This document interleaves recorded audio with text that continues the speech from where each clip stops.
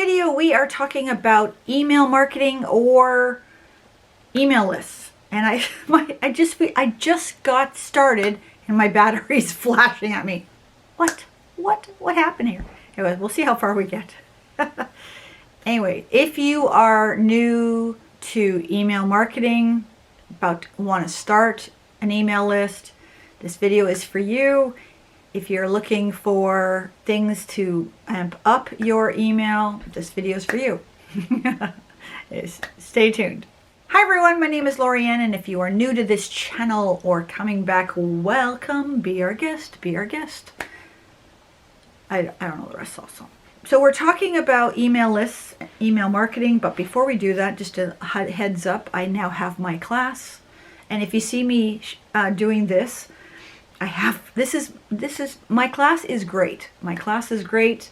I'm happy where I am. You know, things are going really well. You know, we're making ground every day. That's not my issue. My issue is I have no heat in my house. It's like I'm cold. So if you see me doing this, I'm going to be taking a very hot shower as soon as I finish filming this. But I'm just like hunched over. It's terrible. It's terrible. I kept debating whether I should wait another. The furnace guy was here. He was here by 4 o'clock, and I thought he had it fixed because I could hear the furnace. And then within about 10 minutes of him leaving, it turned off. So I didn't have heat last night either. I don't know if I've mentioned that I have a cat that sleeps on literally right up against my back, and usually I wake up in the middle of the night hot. Oh, not last night. It was perfect. I really needed that cat. Like, I'm sure the cat will be there. The cat's there every night, whether it's summer, winter, spring, fall, right? That's the issue of the week. I made a poll and asked those of you who have an email marketing service provider. I can't remember the official words. Interesting results. I wasn't sure which way things would go, but nonetheless, that was pretty good. But let's backtrack a little bit. Why do you need an email? Here's something that's happening right now if you are selling Boom cards. Boom Learning is adjusting their algorithm. They are getting after people right now if they're keyword stuffing, and there are lots of them. In this transition of a new algorithm, you know, sales plummet. Boom. And people are frustrated. But this is what happens when algorithms change. Instagram has had an algorithm change. Pinterest has had an algorithm change. I'm sure YouTube has had an algorithm change recently. Not recently, but you know, they've had changes. We get really frustrated. But the bottom line is we have no control over those platforms. If Mark Zuckerberg decides to shut down Facebook, we have no control over that. And all our content on Facebook disappears. Same with YouTube, same with Google, same with Instagram, same with TikTok. All of our stuff disappears if those were to shut down. Same with TPT and Boom. We have no control over those platforms. We have possibly a voice when it comes to those platforms, but we have no final say whatsoever. We do not control them. Literally, the only things that you can control are your email lists. And I say lists because some TPT sellers have more than one email list. I have 2, but that's the only thing you can control. I mean, think about it this way. Let's just say you had 1,000 email subscribers. Woo, that'd be nice. And you had 1,000 followers on Instagram. If you make a post on Instagram, what percentage of those 1,000 followers do you think would see that post? Probably 20% at best. At best. And the same thing works with Facebook. Doesn't matter how many followers you have. It's those followers that are really paying attention to every post you're making. They're getting notifications, all these things. But majority of your followers are not doing that. So they don't even see your stuff.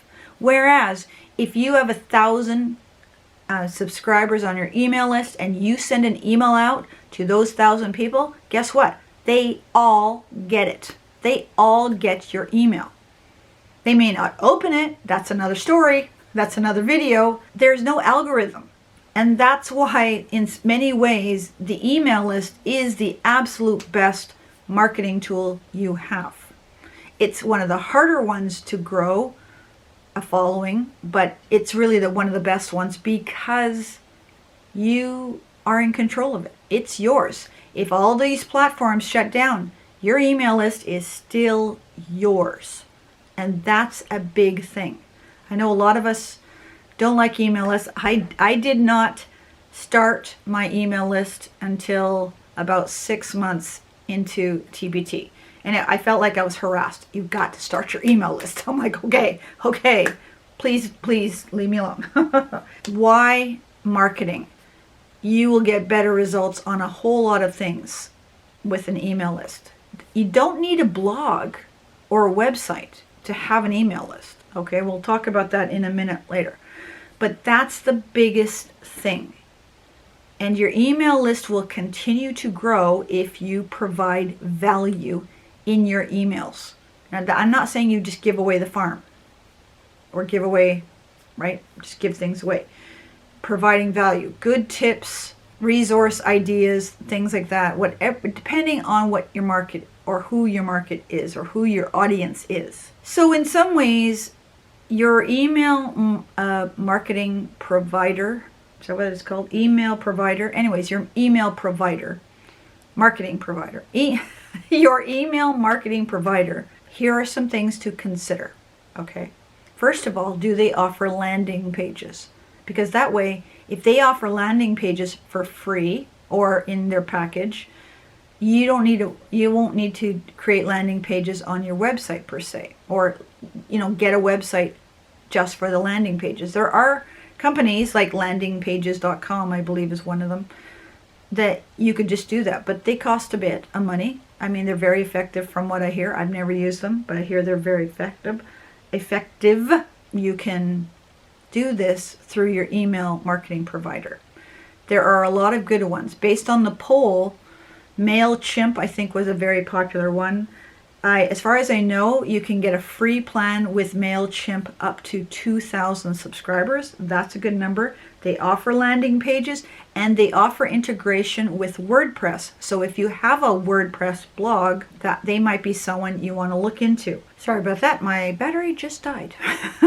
But Mailchimp offers a lot of good things, and as I can see based on the poll, Mailchimp is very popular with all of you. Mailerlite is free up to 1,000 subscribers. Convertkit is free up to 1,000 subscribers. 1,000 tends to be the number. You want an email marketing provider that hopefully makes email writing easy. So if you can drag and drop or do something like that. Now, I actually have two because, I mean, with being free, I'm like, sure, I'm playing with two. So I currently have a free plan on Convertkit, but someone offered me a beta price on Flowdesk. Now, Flowdesk is a very interesting one. It's the newest one on the market. They have one fee. And I think it's $40 a month, and they're at the end of this beta test, it's $20. I will have a link below if you wanted to give it a go, but I really like it because they offer you all these templates and you can just create them. And it takes me no time to create emails. I mean, I'm not big on having these long-winded emails, and those of you who subscribe to my email list will attest to that.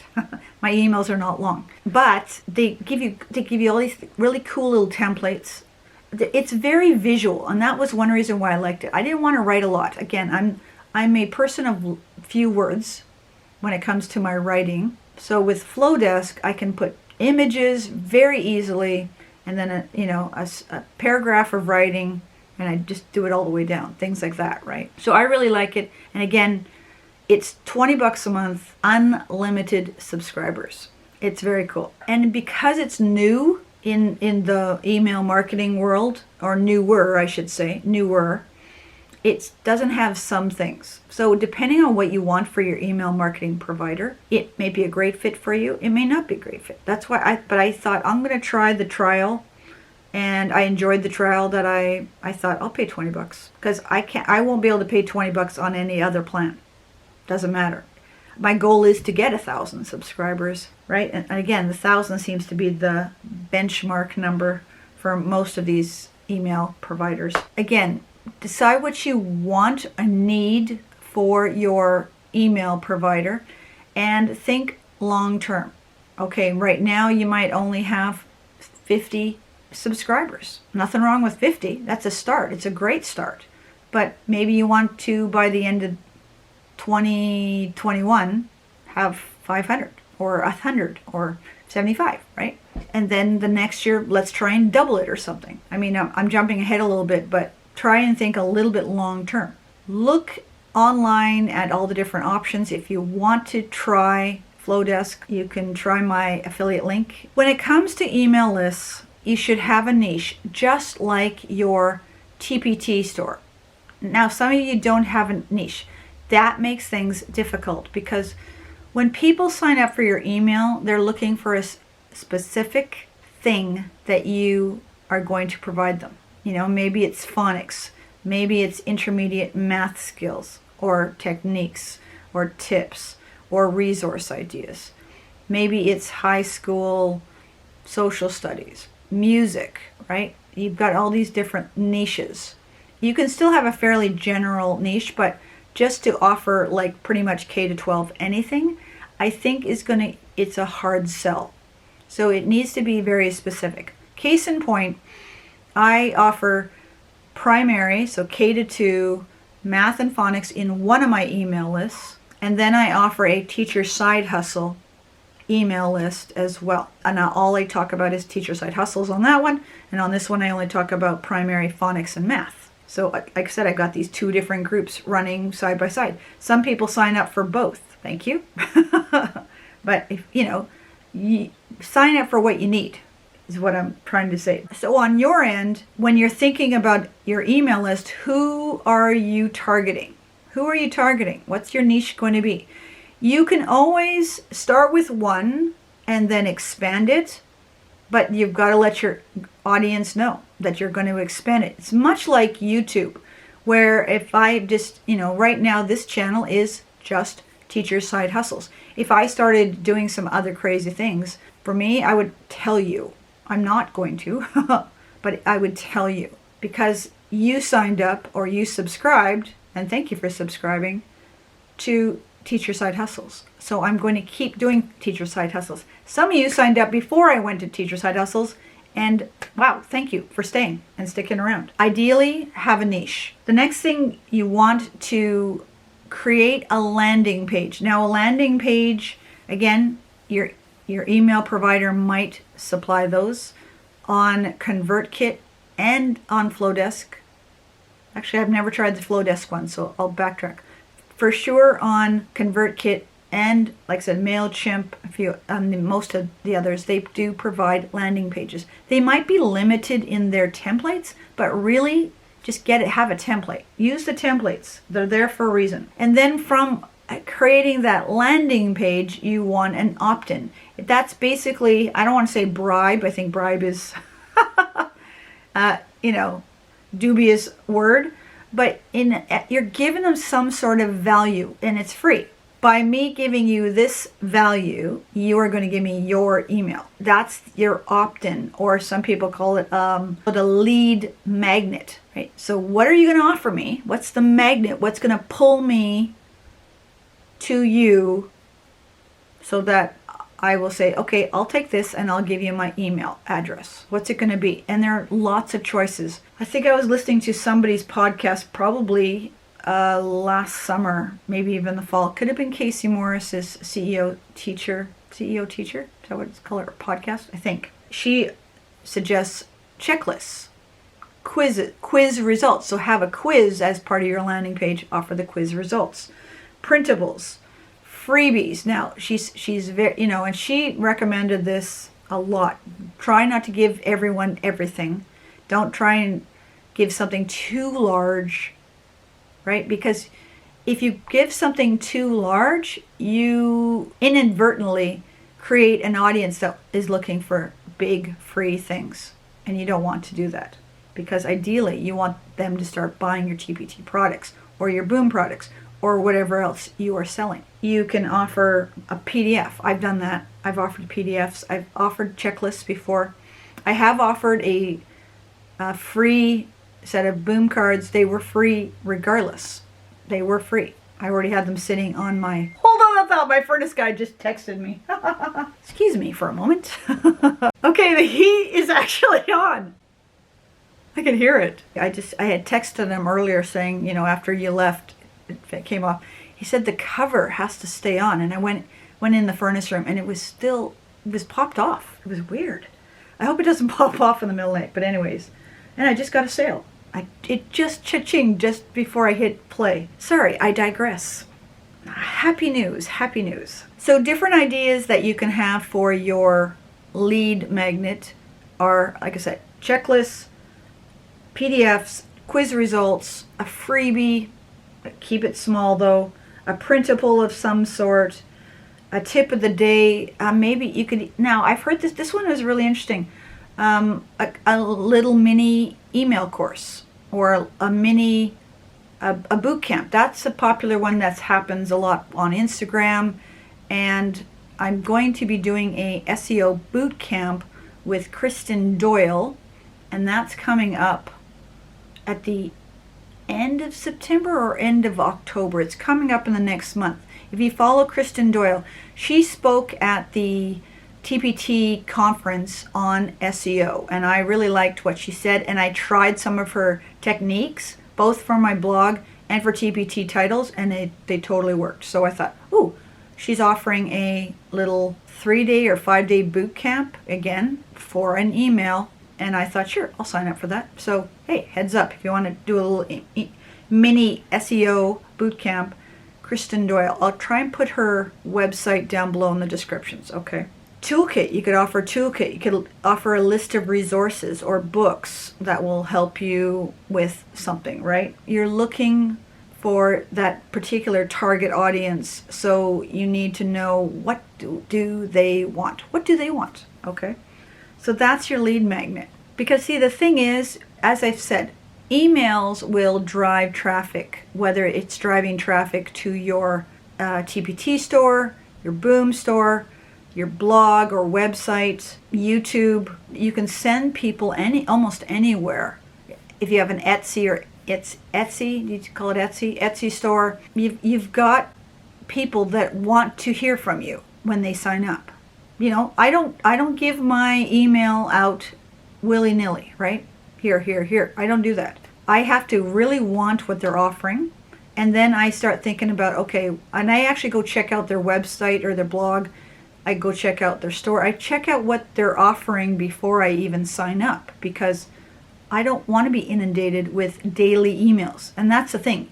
When you decide to do that, let them know how often you are going to email them. I have said that I email every 2 weeks, and I'm, for the most part, pretty consistent with emailing every 2 weeks. By the way, Flowdesk has a new option where, as part of the landing page, they have the option of saying how many emails do they want. I was like, wow, that's a very cool feature to have. So something else, another reason why to check out Flowdesk. Those are the main things.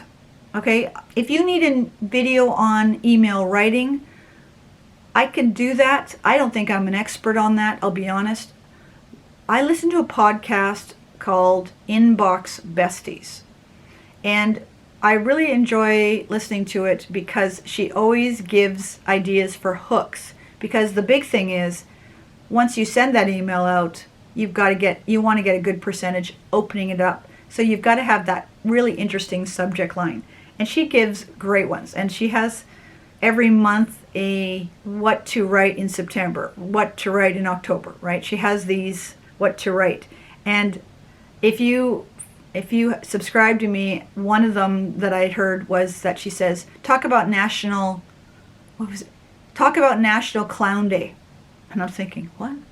Because people, it's so unusual that people will probably click and just to, what are you talking about? And that's what you want. You want a hook, right? When you are writing emails. So, Inbox Besties. I I can hear the heat. Thank you, God. Thank you, God. We'll see how long it lasts. They're coming back. They're coming back tomorrow. The thermostat's now not working, so I don't know where the heat's gonna kick in, kick off, right? You don't know. Story of my life. Okay, so next videos. First one, which is going to be, and I might even have this one for Tuesday, because it's a bit of a tutorial thing. It's some features on TPT you might not be aware of. And I'll give you a little teaser right now. Did you know that when you upload a product, you don't actually have to upload it live? You can just save it and come back to it? I didn't know that. I thought I was like, once I had everything, I had to put everything on and da da da da. I didn't know that one. Did you know that one? Tell me down below if you knew that one. Also, tell me about your email provider and how you're liking them and what features you think are real selling points for them. So go ahead and let's talk about the good things our email providers do. My brain is all over it because my ears are now listening to the furnace. It's like, am I feeling warmth yet? It's actually, I'm feeling a little bit because you can see the sweater's starting to move. Another one, and this one's really interesting. I had this idea for this video. No one asked me about this one, but I was just kind of doing a little brainstorming. I don't know if you ever do this where you just think about, would this help my business? Would this help my business? And so I'm going to do a video on whether you need TikTok or Clubhouse to grow your TPT business. Interesting. Yeah, I still don't get Clubhouse, I'll be honest. I don't get it. It's weird. Anyways, yeah, if you know all about Clubhouse, pop down message and I might email you. Okay, so wherever you are in the world, I hope you and your family, your loved ones are staying safe, being healthy. Don't lose hope. Keep the faith. And we'll catch you in the next video. See ya.